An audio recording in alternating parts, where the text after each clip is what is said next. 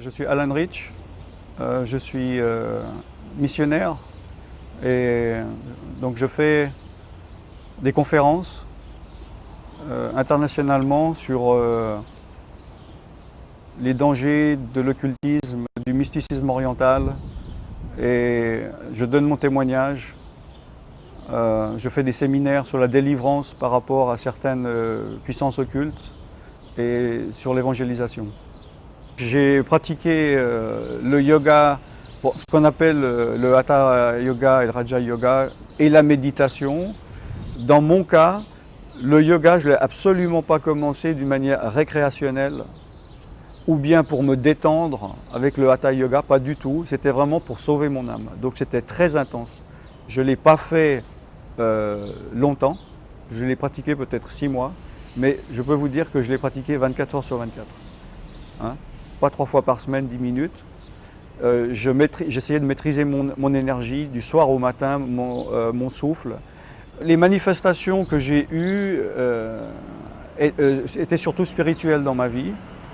Ayant pratiqué avant l'occultisme et pensant me purifier de mauvaises entités par le yoga, puis ayant découvert au travers de la méditation et du yoga que je rentrais dans un monde plus lumineux, avec des êtres plus lumineux, je pensais m'éloigner en fait du monde spirituel occulte. Mais ce que je réalisais en fait, c'est que j'étais en plein dedans sans m'en rendre compte. C'était une autre forme d'esprit, je dirais, mais tout aussi dangereux.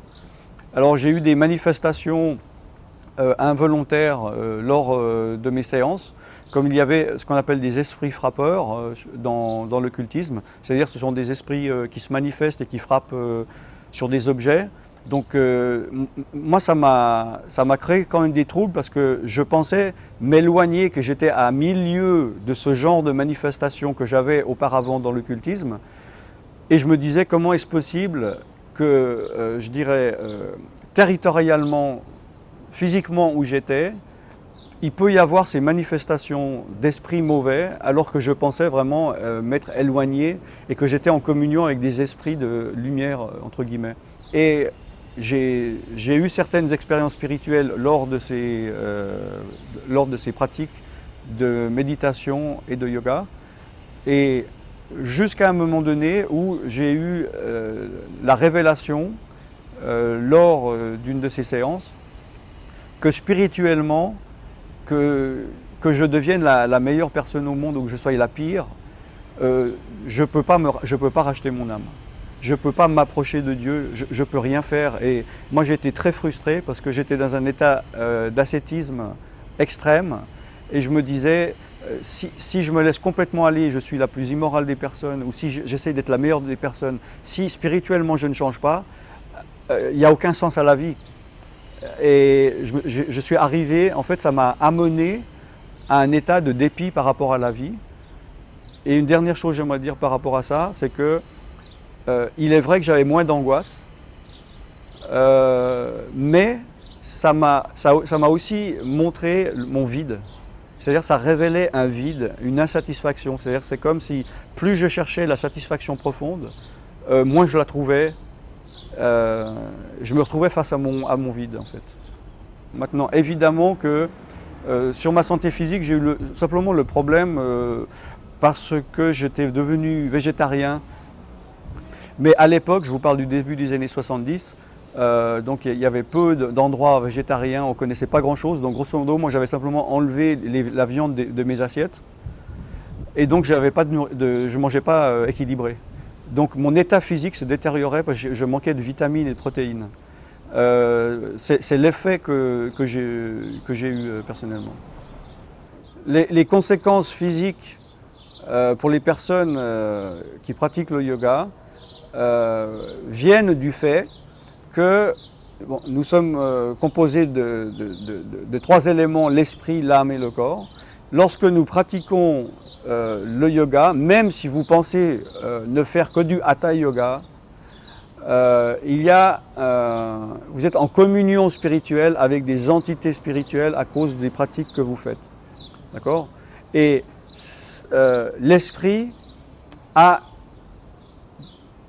l'activité de l'esprit crée des conséquences sur l'âme, qui crée des conséquences sur le corps, où il peut y avoir des conséquences directes entre l'esprit et le corps.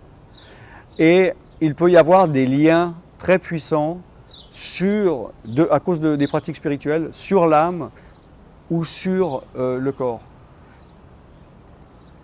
Il n'est pas toujours facile de trouver le lien entre cette pratique, mais il y a souvent des personnes qui, quand on le vit soi-même, qui arrivent à le comprendre parce que lors de pratique, ils voient directement un effet en disant « depuis que je fais cela, j'ai senti quelque chose qui s'est passé, un lien par exemple spirituel dans un chakra, mais au même moment, à ce moment-là, j'ai commencé à avoir mal au dos, etc. » Donc voilà le lien qu'il peut y avoir, parce que ces esprits qui veulent mettre un lien spirituel, le plus possible veut aussi mettre un lien sur la personnalité de l'âme, de la psyché, et sur le corps.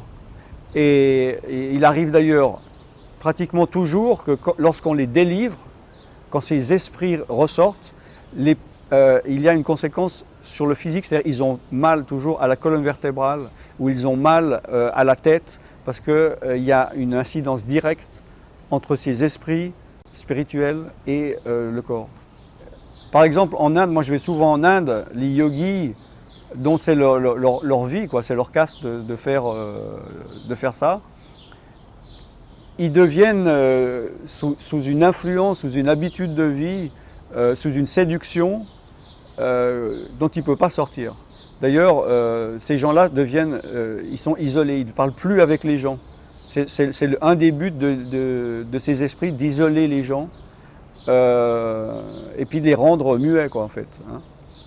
Maintenant, en Occident, des personnes qui pratiquent quand même d'une manière plus légère, si j'ose dire, peuvent simplement s'attacher aux effets bienfaisants de la détente physique.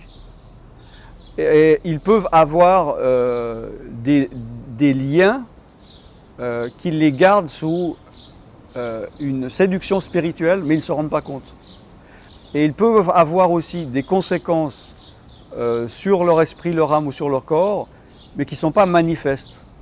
Ou bien, ils ne font pas le lien entre le yoga et un problème majeur, pensant, comme beaucoup de gens à tort, que la pratique du yoga est anodine. Ils vont se dire, mais bien sûr que non, ça n'a aucun rapport avec la pratique du yoga. Et pour ça, il faut un discernement spirituel pour le voir, le comprendre ou l'accepter. Un conseil que je pourrais donner à quelqu'un qui se dit voilà, je suis stressé, je suis burn-out, je travaille trop, et puis on m'a dit viens faire un peu de yoga, ça va te détendre, de ne pas le faire parce qu'il met son doigt dans un engrenage où il va être en fait oppressé. Et s'il va être un peu plus détendu, c'est normal. Si quelqu'un il ne se détend pas et il travaille beaucoup et musculairement il est tendu, évidemment que dans le yoga, s'il passe un moment dans le calme et il se détend, il va être détendu, évidemment. Donc il va se dire « ah c'est bon ». Mais ça c'est le premier aspect du yoga. Mais dans la pratique, après, il va continuer pour aller chercher une paix plus existentielle, plus profonde, et il va se mettre dans des liens avec des esprits qui sont en fait là pour l'oppresser et en fait le garder dans une oppression spirituelle, éventuellement émotionnelle. Donc, si quelqu'un il a besoin de se détendre, il peut se détendre sans passer par la pratique du yoga.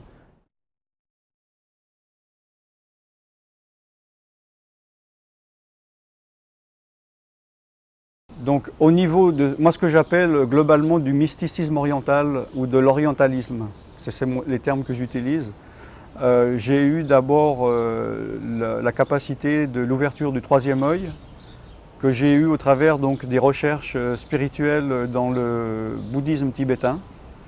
Et donc l'ouverture du troisième œil, c'est la capacité de voir le monde spirituel, d'accord, environnemental. Donc voir les esprits environnementaux, territoriaux, et voir l'esprit des gens, ce qu'on appelle l'aura dans ce milieu.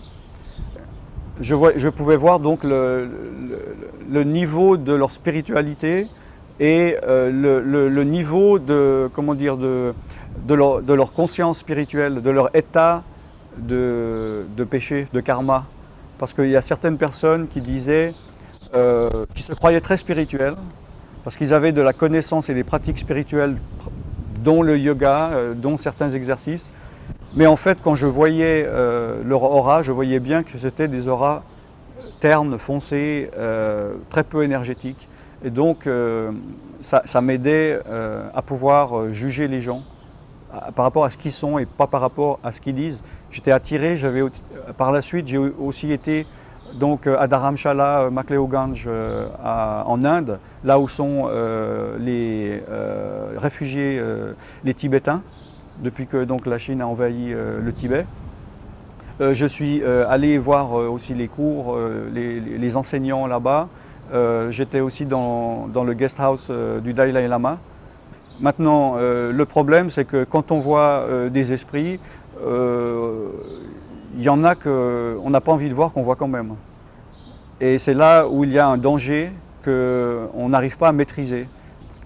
Alors qu'on croit être maître de cette capacité, on est dépendant des esprits qui nous l'a donné.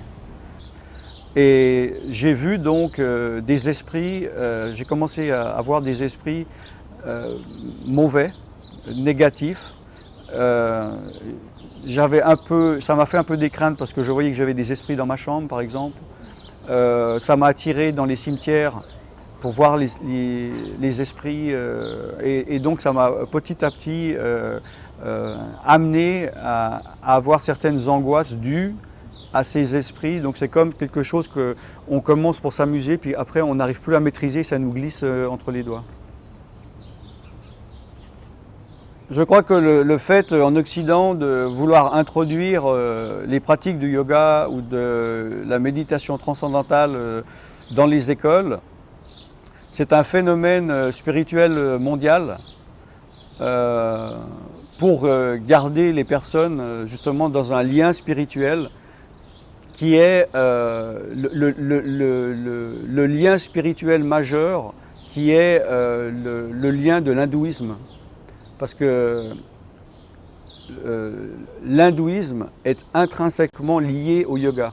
Même si en Occident, les gens ne le savent pas ou pensent être déliés, on leur a souvent montré un yoga anodin, sans aucun aspect spirituel ou hindouiste. L'aspect du yoga présenté ici dans les écoles paraît anodin, tout le monde l'accepte, mais ils ne voient pas le lien profond qu'il y a avec des esprits très puissants.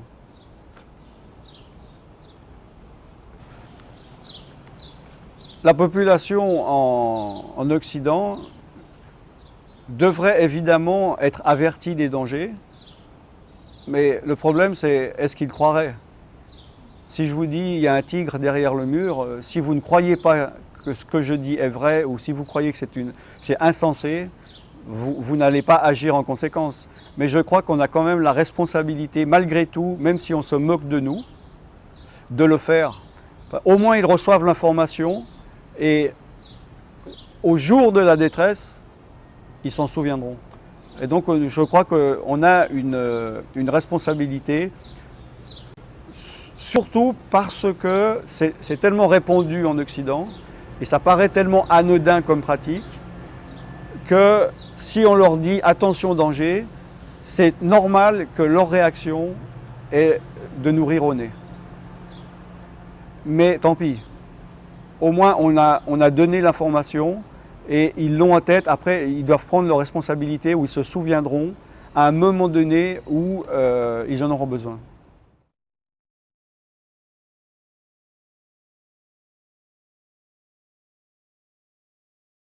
Je pense qu'il est important pour les personnes qui ont pratiqué le yoga ou la méditation de se regrouper afin de partager leurs différentes expériences, parce qu'il y a différents types d'expériences, de profondeur dans lesquelles ils ont été, afin de pouvoir aider ou conseiller ou partager leur expérience avec des personnes qui auraient des questions avant de commencer la pratique ou ceux qui sont dans la pratique mais qui ont une recherche sincère et qui aimeraient vraiment avoir l'opinion des autres.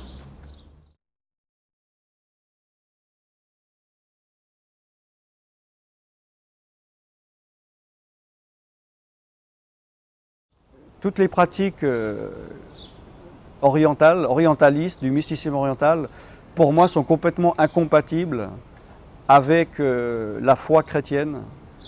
Non pas parce que c'est oriental, parce que on sait très bien que Jésus était un oriental, hein.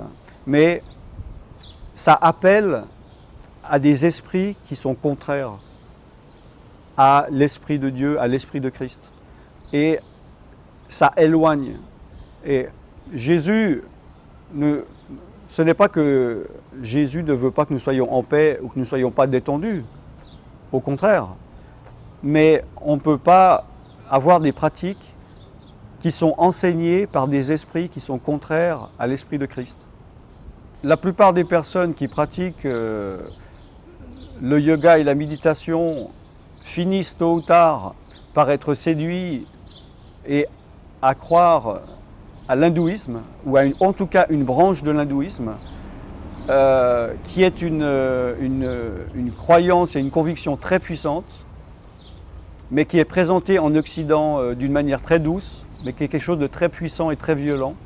Et on finit un jour ou l'autre par avoir la conviction de la réincarnation, ce qui était mon cas. Et la Bible est claire, il est dit dans Hébreux 9, 27, « Il est réservé aux hommes de mourir une seule fois, après quoi vient le jugement. » La Bible dit aussi, « Souviens-toi de Dieu, ton Créateur, avant que ton corps retourne à la poussière d'où il est venu et que ton esprit retourne à Dieu qui l'a créé. » Après la mort, il n'y a pas de réincarnation. Maintenant, plusieurs personnes, au travers des séances de méditation, croient à la réincarnation parce qu'ils disent avoir fait donc des régressions dans d'autres vies ou avoir eu des impressions. Bon, je ne peux pas développer ici le principe, mais je comprends que vous ayez la conviction profonde et puissante de la réincarnation, mais en fait, c'est un aveuglement spirituel. Ça amoindrit aussi l'action de Jésus sur la croix. Parce que selon la Bible, Jésus est mort sur la croix pour nous racheter de nos péchés, de nos fautes. Comme il est dit là, on ne vit qu'une fois. Et on ne peut pas se racheter par soi-même et on ne peut pas se racheter après la mort. Et si on dit qu'on peut se racheter soi-même ou qu'on peut se racheter par des vies successives, Jésus est mort en vain. Et alors que la puissance libératrice de nos esprits, de nos âmes et de nos corps est dans le nom de Jésus-Christ et dans le sang de Jésus-Christ. Et le sang de Jésus-Christ a été coulé sur la croix, a coulé sur la croix. Et c'est dans cette œuvre de la croix où il a versé son sang à notre place qu'on a été rachetés de toutes les conséquences de nos erreurs et de nos fautes.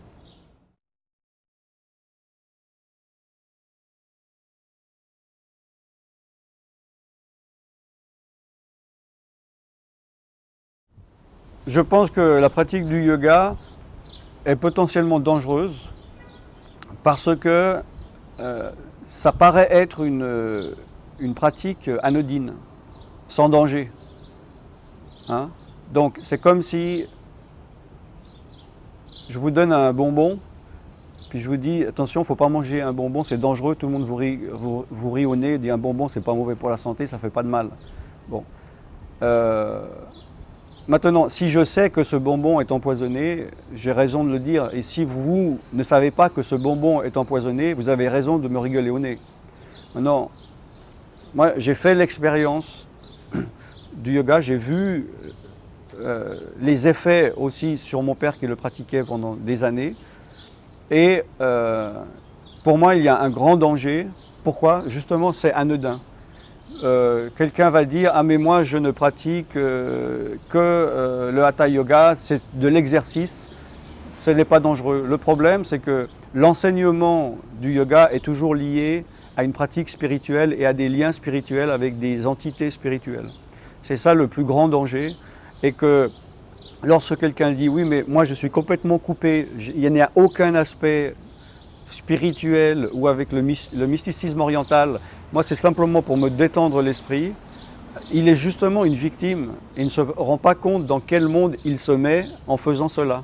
Et c'est ça le danger, parce que c'est uniquement quand il essaiera de s'en sortir qu'il verra les liens dans lesquels il est. Moi je pratique beaucoup la délivrance et je vois ça tous les jours. C'est au moment où on essaye de sortir d'une pratique que l'on voit les dangers dans lesquels, et les liens dans lesquels on s'est mis. J'ai eu affaire à des entités spirituelles qui avaient pris possession de l'esprit, de l'âme et du corps de personnes, comme les esprits de serpent, parce que la déesse, Kundalini, etc. Et je peux vous dire que quand elle a une emprise sur les personnes, c'est très puissant.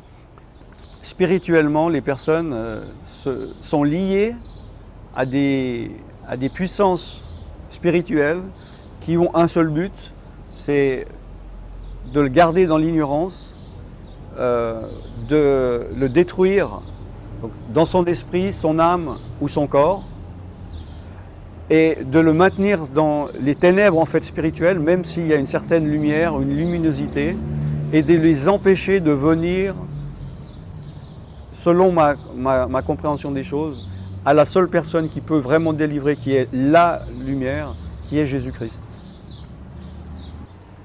Pour les personnes qui sont arrivées au niveau de réaliser des conséquences dues à la pratique du yoga, soit lors de séances qui ont vraiment senti des mauvaises choses leur arriver physiquement ou spirituellement, et qui se disent « bon, maintenant je réalise, j'arrête de faire le yoga », ils se trouvent dans une situation où les conséquences ne s'arrêtent pas. C'est-à-dire les choses qu'ils ont attrapées, comme une maladie, sont toujours là. Et c'est comme vraiment un virus, une maladie qui a commencé, qui est rentrée dans le corps. Pour les personnes qui sont liées, c'est-à-dire qui sont... Je ne parle pas des personnes qui rigolent au corps parce qu'ils ne sentent pas les effets, ceux-là, on va vous voir dans quelques mois ou dans quelques années, mais pour les personnes qui sont arrivées et qui ont compris le lien, donc qui sont arrivées à un état spirituel ou de santé, qui savent que c'est lié à ces pratiques-là, spirituellement, par rapport à ma compréhension, il n'y a qu'une seule personne qui peut délivrer, c'est Jésus-Christ. Et parce que Jésus-Christ, il est venu justement détruire ces œuvres spirituelles qui gardent prisonniers. Il a dit, je suis venu libérer les captifs. Donc il est dit, celui qui me suit ne marchera pas dans les ténèbres. Donc Jésus est venu pour libérer, et pour moi c'est le seul qui peut le faire, parce que toutes les puissances spirituelles qui ne travaillent pas avec Jésus-Christ, en fait, leur but c'est d'éloigner les gens de Jésus. D'accord ? Et peu importe les chaînes dans lesquelles ces personnes sont, Jésus peut les délivrer. Donc, il faut venir à Jésus-Christ, non pas à la religion. Pour moi, la religion, le christianisme peut aider peut-être socialement, mais ça ne va pas libérer spirituellement. Ce n'est pas un dogme ou une doctrine pour moi qui sauve ou qui délivre. C'est une personne, et cette personne s'appelle Jésus-Christ. Et ce Jésus-Christ, je ne parle pas seulement du Jésus-Christ historique d'il y a 2000 ans, qui a marché sur la terre en Palestine, mais du Jésus actuel qui est revenu à la vie et qui existe maintenant et qui a la puissance de libérer de tous ces liens. Et il suffit d'invoquer Jésus en fait. Si on se tourne déjà vers Jésus en acceptant sa souveraineté, sa puissance, et qu'on l'appelle, il va te répondre d'une manière ou d'une autre. Il va te répondre, il va te guider quelque part, soit vers de ses disciples, ou vers là où il y a ses enseignements comme la Bible. Et je crois que c'est le premier pas de reconnaître Jésus-Christ et de lui demander de l'aide. Donc dans mon expérience personnelle, toutes les personnes qui étaient dans ces pratiques ont besoin d'une délivrance. Selon le degré d'influence, de possession, de pression dans lesquels ils ont besoin d'une personne ou d'un groupe de personnes qui vont chasser les démons en imposant les mains, c'est écrit dans la Bible. Et ils doivent demander pardon à Dieu pour les pratiques qu'ils ont faites. Ils doivent renoncer à ces pratiques et renoncer aux esprits qui sont venus au travers de ces pratiques. Ensuite, on peut les chasser parce qu'ils n'ont plus le droit d'être là. Donc, mais il faut avoir invité Jésus-Christ comme son Sauveur et Seigneur.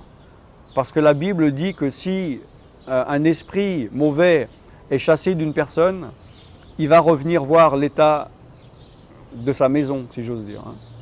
Et si l'Esprit de Dieu n'habite pas là, il revient avec des esprits encore plus mauvais. Donc il ne faut pas jouer à ça. Il faut d'abord reconnaître ses erreurs, accepter Jésus-Christ comme son Sauveur et Seigneur, c'est la première étape. Ensuite, il peut avoir le droit, grâce à ça, grâce à la nouvelle alliance et la communion qu'il a avec Jésus, être libéré de ses esprits.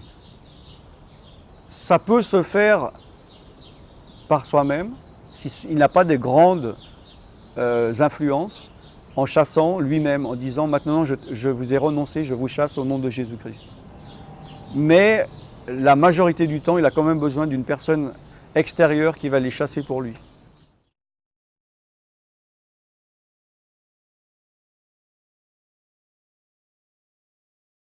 Avec Jésus-Christ, en fait, nous trouvons la paix profonde et la satisfaction profonde que je sais qu'on ne trouve pas dans le yoga. On voit dans la Bible, il est dit dans Philippiens 4, 6 et 7, donc ne vous inquiétez de rien, mais en toute chose faites connaître vos besoins à Dieu par des prières et des supplications avec des actions de grâce. Et la paix de Dieu, qui surpasse toute intelligence, gardera vos cœurs et vos pensées en Jésus-Christ. Donc on voit que cette paix de Dieu qui surpasse toute intelligence, en fait c'est ça la transcendance. La paix qui surpasse l'intelligence, donc la paix spirituelle, la paix du cœur, qui garde nos cœurs en Jésus-Christ. Un autre passage dans Ephésiens 3, versets 14 à 21. « À cause de cela, je fléchis le genou devant le Père céleste, afin qu'il vous donne, selon la richesse de sa gloire, d'être puissamment fortifié par son esprit dans l'homme intérieur. » Donc on voit que par l'Esprit de Dieu, on est puissamment fortifié dans notre homme intérieur. L'homme intérieur que les pratiquants de méditation donc, essayent de faire grandir ou de fortifier ou de chercher la paix. Cet homme intérieur, nous sommes fortifiés par l'Esprit de Dieu. En sorte que Christ habite dans vos cœurs par la foi, afin qu'étant enracinés et fondés dans l'amour, vous puissiez comprendre quelle est la largeur, la longueur, la profondeur, la hauteur, et connaître l'amour de Christ qui surpasse toute connaissance. Là aussi, on voit la transcendance, que la paix de Dieu surpasse l'intelligence, surpasse la compréhension. Et on n'est pas dans une paix intellectuelle, mais on est dans une paix profonde du cœur et spirituelle. En sorte que vous soyez remplis jusqu'à toute la plénitude de Dieu. Cette plénitude qu'on recherche dans le yoga, et en fait où l'on aboutit dans le vide sidéral, dans le néant, nous sommes remplis de toute la plénitude de Dieu. Et à celui qui peut faire par la puissance qui agit en nous, c'est-à-dire son esprit, infiniment au-delà de tout ce que nous demandons ou pensons. Et là, il y a un élément qui est important pour moi, c'est qu'il parle de dire nous sommes enracinés et fondés dans l'amour, et il parle de connaître l'amour de Christ. Et ce que nous avons en plus, quand nous connaissons Christ, et nous sommes en communion avec Jésus-Christ, c'est la paix de l'amour. Alors que dans les pratiques du yoga, il n'y a pas d'amour. Il n'y a aucun lien d'amour avec des esprits qui paraissent être des esprits impersonnels, et en fait, on se dépersonnalise. Alors qu'en connaissant Jésus, nous devenons vraiment ce que nous sommes, à un niveau humain, à un niveau émotionnel, affectif et spirituel.